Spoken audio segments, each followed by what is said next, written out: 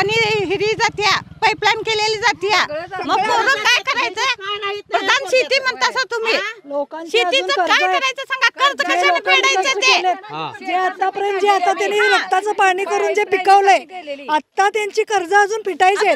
त्यांनी विहिरी निर्माण केल्या, पाईपलाईन आणल्या, रक्ताचं पाणी केलं त्यांनी. काही नव्हतं इथं, नंदनवन फुलवलंय लोकांनी. आणि ज्यावेळी आता त्यांना 4 घास खायची वेळ आली त्यावेळी तुम्ही शक्तीपीठीत आणाला. महाराजाला त्याला फोन उठवाय पाहिजे, भाड्याला पाहिजे होतं इथनं रस्तापीठ, आणि हे पैसे मिळवायला बसून तिथं लोकांचं खाऊन मुंड्या मुरगून. महाराज पैसे मिळवायला की कर्नाटक पिकवायला?